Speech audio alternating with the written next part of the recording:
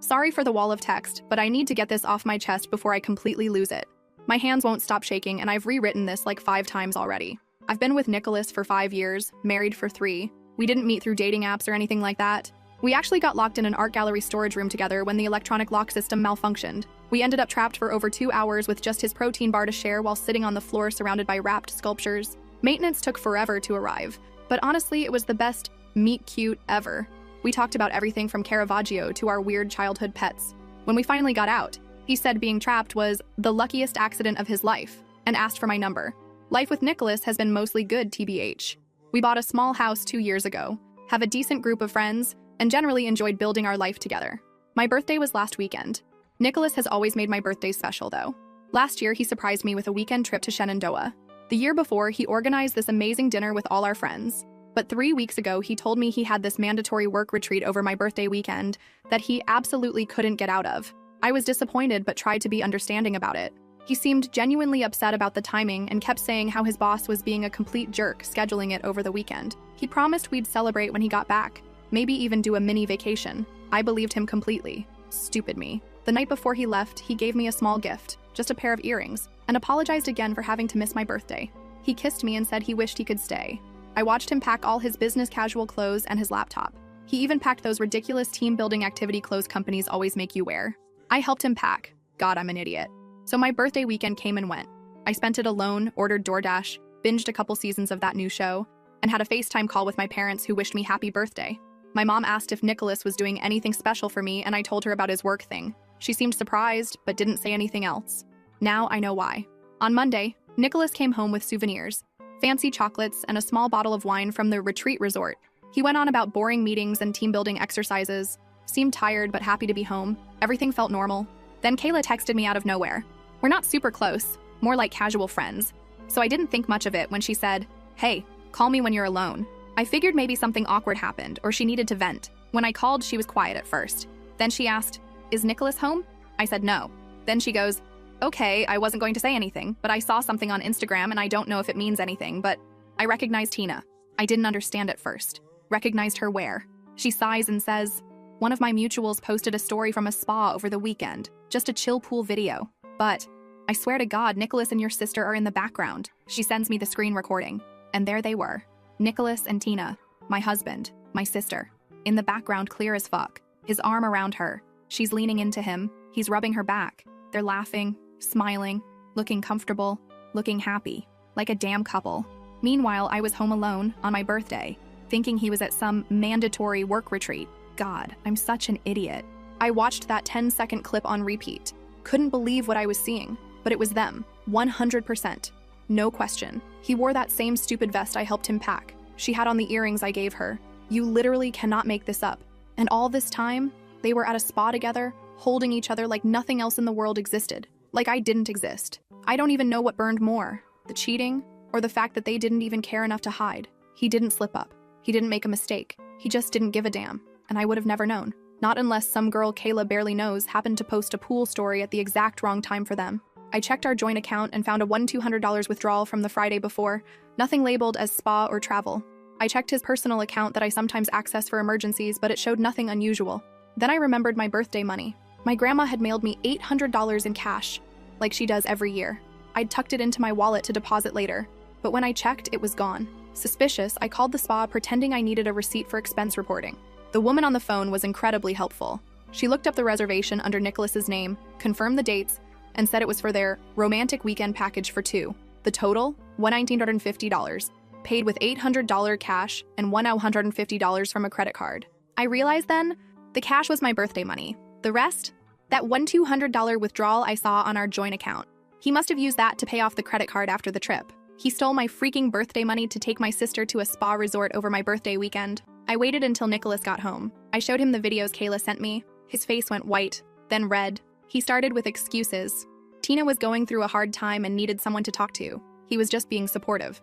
I didn't say anything, just pulled up the spa reservation details on my phone and showed him. Then I asked about my birthday money. That's when everything changed. It was like watching someone transform. His face hardened, and he admitted taking the money, admitted everything. He and Tina had been seeing each other for months. Then he laughed while I started crying and told me I never deserved a gift anyway. And at least Tina knows how to keep a man happy. I walked to our bedroom and slammed the door. I could hear him on the phone after that, probably warning Tina that I knew. That was 3 days ago. I haven't spoken a word to him since. He's tried talking to me, switching between angry defensiveness and half-assed apologies. This morning he left for work like everything's normal, but grabbed his jacket roughly when I wouldn't respond to his goodbye. I haven't called my parents or confronted Tina. I haven't told anyone except Reddit. I feel like I'm walking through someone else's life right now. The thing that keeps replaying in my head isn't even the affair. It's him stealing my birthday money for their romantic weekend. Who does that? When I think about it, my hands start shaking again and I want to throw something. Last night, I found myself Googling divorce lawyers at 3 a.m. I've started screenshots of everything: the bank withdrawals, the resort confirmation, the photos, NGL. I have no idea what to do next. Should I confront my sister? Talk to my parents? Throw all his stuff on the lawn? Sorry for the super long post. I guess I just needed someone to hear this. Thanks for reading, if you made it this far. Any advice would be appreciated, especially from anyone who's been through something like this. First update. Hey, it's me again. I honestly didn't expect that many people to read or care about my first post. I wrote it at like 2 a.m., shaking and crying, just needing someone to hear me. I thought maybe a few strangers would say, that sucks, and I'd delete it in the morning. But the support, advice, and even just people validating that I'm not crazy, it meant a lot. Like, more than I can put into words. Anyway, it's been almost 2 weeks since I found out my husband was cheating on me with my sister. Still feels like I'm stuck in some weird nightmare. I said I'd update once I had a better idea of what I'm doing, so here we are. The first few days were a total blur. Nicholas and I were just existing in the same space, barely speaking. He kept trying to talk, saying, we need to have a conversation, or can we please just sit down? But I couldn't even look at him. I didn't want to hear more lies. I'd either walk away or pretend I had music in. I was numb. Then out of nowhere, my sister Tina texted me. Just this pathetic message. I'm sorry. It just happened. I didn't mean for it to come out like that. Like, girl, you didn't trip and fall into my husband. You chose this. Multiple times. Over months. You knew it was my birthday. You knew I'd be alone. You knew. And that's all you have to say? I didn't respond. I just sent the text to my mom with, ask Tina what this is about. I couldn't even deal with explaining everything yet, but I knew my mom would push her for answers. And wow, did she. Less than an hour later, my phone was lighting up nonstop. My mom, my dad, missed calls, texts, voicemails. I let it sit for a while, and then finally picked up. My mom was already crying when I answered. She said she'd called Tina, and Tina admitted to everything, that it had been going on for a while, and they'd caught feelings. I confirmed it, told her about the photos, the resort confirmation, the money, all of it. My mom was silent for a bit, and then asked if she should come over. I told her no, I needed time. My dad called next. That one hit harder. He barely said anything, just asked if I was safe, if I needed money, anything. His voice cracked halfway through, and I just started sobbing. I hadn't cried all day, but something about hearing my dad sound broken just shattered me. A couple hours later, our family group chat blew up. Tina told everyone, tried to spin it like some tragic love story. We tried to fight it, and we didn't mean to hurt anyone. Robert, our older brother, absolutely ripped her apart, called her delusional and selfish. Mom sent like 6 shocked face emojis and nothing else. Dad said he was profoundly disappointed. I muted the chat. I couldn't handle more emotional whiplash. Anyway, around then, I decided I needed to get my shit together. I called a friend who works at our bank and told her, lightly, that things were rocky and I needed to understand our finances better. She helped me look through our accounts. And that's when I realized the spa weekend was just the tip of the iceberg. Nicholas has been sneaky for months. Little withdrawals marked groceries. But nothing new was ever in the fridge. Work travel that didn't match his actual calendar. Turns out he had 3 credit cards I never knew about, all in his name. And on 2 of them, he added me as an authorized user, but set the delivery of cards and notifications to go only to his email and mailing preferences. He even told the bank not to issue physical cards for the additional user for simplicity. I never got a card, never got a statement. Didn't even know that was possible. But when my friend at the bank helped me pull the records, there it all was. Fancy restaurants I'd never been to, weekend Airbnb stays, a $300 necklace, bought 3 days before Tina's birthday. Like, seriously? I confronted him the next morning. He got defensive instantly, said I'm too controlling with money, and he needed freedom. When I asked about the credit cards, he said they were for emergencies. So romantic hotel weekends with my sister are now emergencies? I lost it. I threw his favorite mug against the wall, R.I.P. Darth Vader mug. He called me insane and stormed out. Haven't really talked since, other than him yelling or pouting. I booked a consult with a divorce lawyer the next day. She was calm, kind, and incredibly helpful. Told me what documents to gather, advised me not to leave the house yet, and said to start tracking what was bought with joint funds versus personal gifts. It felt overwhelming, but at least it gave me something to do. I also went to urgent care and got tested for STIs. All came back negative, thankfully, but it was humiliating explaining why I needed the tests. While all this was going on, Nicholas started love-bombing me. Flowers, apologies. Let's go to therapy. We can get through this. When I didn't react, it flipped. Now I was not even trying. He'd go from fake sad to passive-aggressive to silent, depending on the hour. Then came the kicker. I came home early from work, power outage at the office, and heard him on the phone in the kitchen. He didn't hear me come in. He was telling Tina, just give her some space. I'm handling it. Once this blows over, we'll figure things out. I just walked in, grabbed my water bottle, and left. Didn't say a word. He knew I heard. He hung up fast, but didn't follow me. That night, I called my cousin Jason. He owns a rental house that's currently empty while he renovates.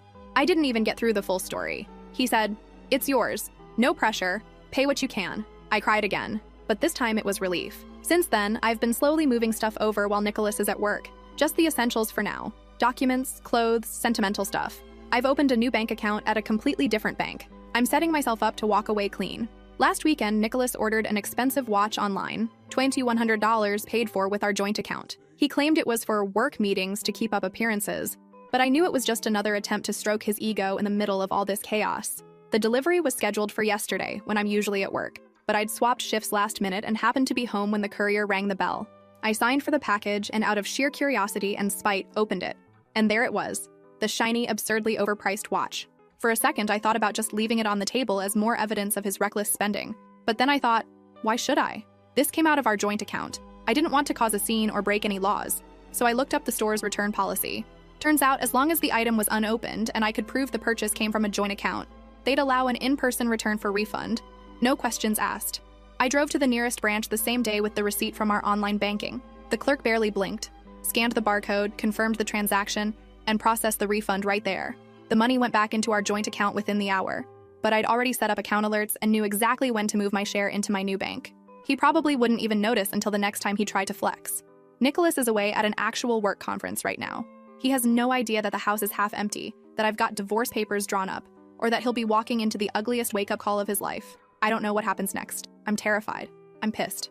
But I'm also ready. And that's something. Thanks again to everyone who listened. I'll update again once things move forward. Second update. It's been a month since my last update, and a lot has happened. When I left off, I was about to leave Nicholas while he was at his work conference. I'd moved most of my stuff to my cousin Jason's rental property, returned that expensive watch he'd ordered, and had divorce papers ready to go. Well, I did it, and the fallout has been intense. The morning Nicholas was due back, I did one final sweep of our house. I only took what was definitely mine and a few sentimental items we'd bought together that I couldn't bear to part with. I left all the furniture except my grandmother's antique reading chair that's been in my family for generations.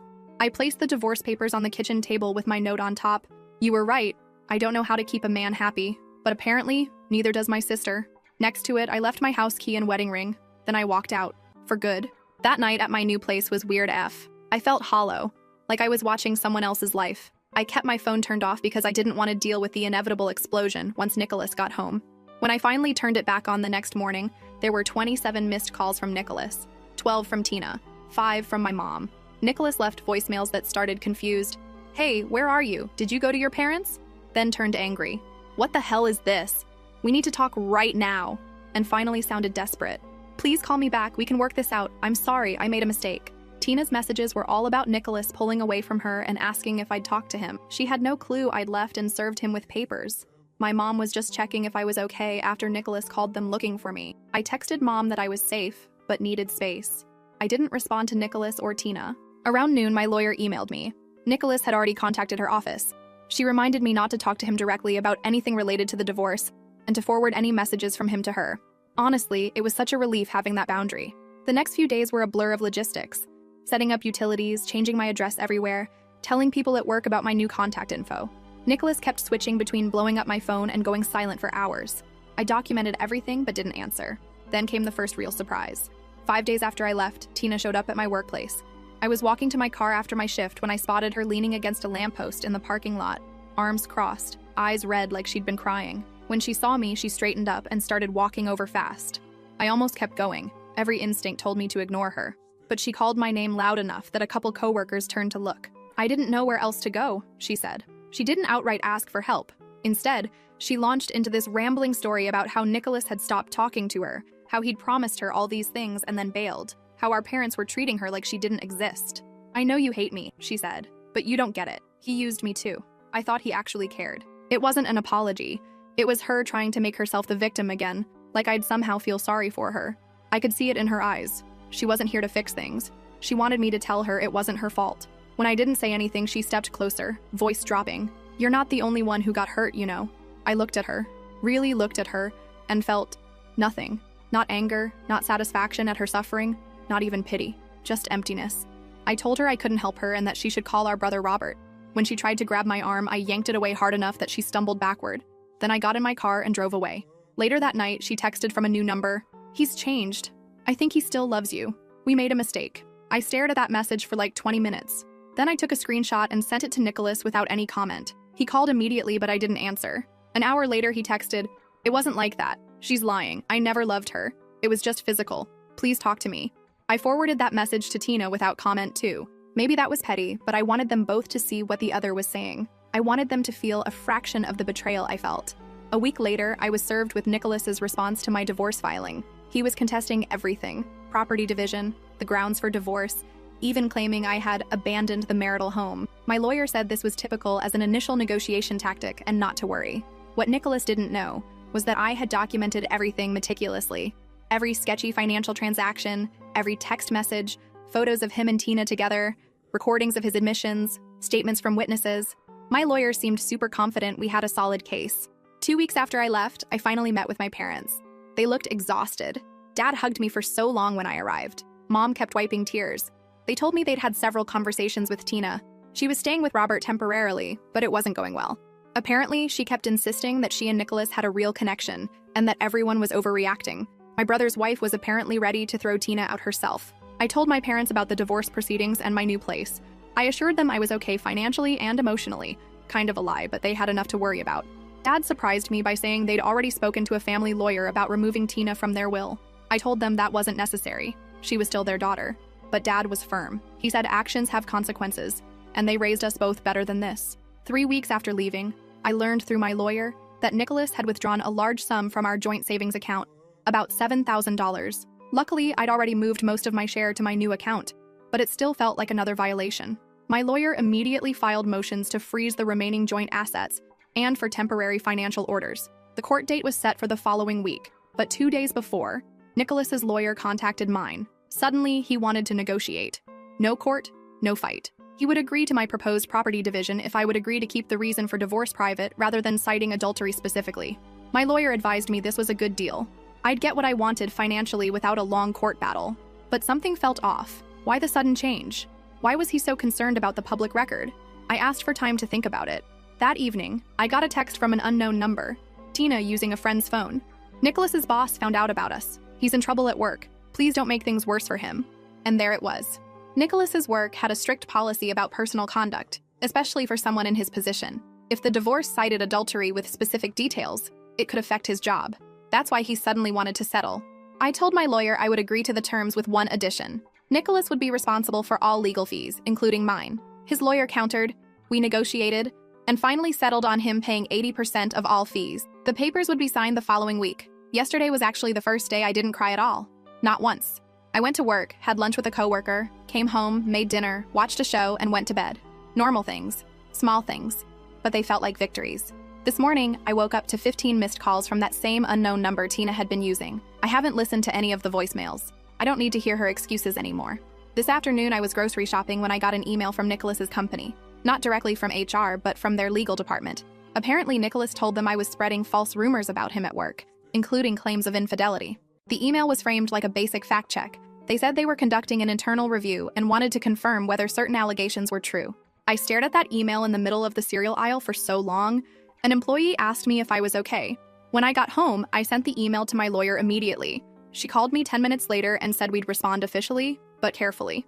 Together, we drafted a brief statement confirming that I had filed for divorce based on clear evidence of infidelity and that I had no involvement in spreading personal information at his workplace. We attached screenshots and a redacted version of the spa receipt, just enough to make the point. We kept it factual, professional, and short. An hour later, we got the standard out-of-office reply. So now I wait. My brother Robert called this evening to check on me and mentioned that Tina had finally moved out of his house yesterday. Tina's now staying with a friend, though Robert doesn't know which one. He said she left a mess in their guest room, stained sheets, makeup all over the bathroom counter, and even a small burn on the carpet from a straightening iron. While we were talking, I got a notification that Nicholas had posted on Instagram for the first time in weeks. It was a photo of a whiskey glass with some deep quote about weathering storms and finding yourself. I almost laughed. What's wild is that 6 weeks ago, that post would have devastated me. Now it just seems pathetic. The man who laughed while I cried, who stole my birthday money to cheat with my sister, who told me I didn't deserve gifts. Now he's posting sad boy content on social media. I'm still staying at Jason's rental place, but I've started looking for my own apartment. I've been browsing FB Marketplace for secondhand furniture and signed up for one of those meal kit services so I'm not just eating takeout every night. Tomorrow, I have a meeting with my lawyer to review the final settlement agreement before Nicholas signs it next week. She thinks we've covered everything, but wants to double-check there are no surprise assets or debts we've missed. I know the road ahead is still long. The divorce will take time to finalize completely. Nicholas and Tina wanted to play adult games. Now they're facing adult consequences. And that feels like justice. Last update. So many of you have DM'd asking for updates, and I've been meaning to post one for a while. I promised a final update once things were settled, so here goes. First off, the divorce was finalized last month. Nicholas eventually stopped contesting everything once his company started investigating him. In the end, our assets were divided mostly as I initially proposed. I kept my retirement accounts and personal belongings. He kept the house, but had to refinance to remove me from the mortgage and pay me my share of the equity. We split our joint savings minus the $7,000 he had withdrawn, and he was responsible for 80% of all legal fees as agreed. The whole thing was expensive and draining, but ultimately fair. The most unexpected thing happened the day we finalized everything at the courthouse. Nicholas asked through his lawyer if we could talk for 5 minutes. My lawyer advised against it, but I was curious what he could possibly have to say, so I agreed as long as we stayed in the courthouse with security nearby. He started by saying he wasn't trying to win me back, but he needed me to know he recognized how badly he messed up. He asked if we could eventually be on speaking terms. I said probably not, but that I wished him well. That last part wasn't entirely true. I don't wish him ill exactly, but I don't particularly wish him well either.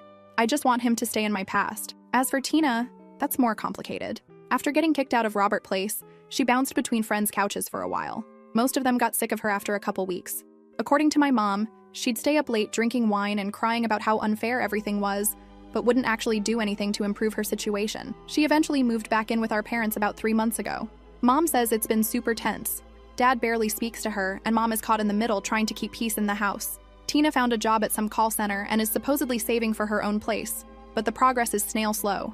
I guess it's hard to save when you spend half your paycheck on Sephora orders and Uber Eats.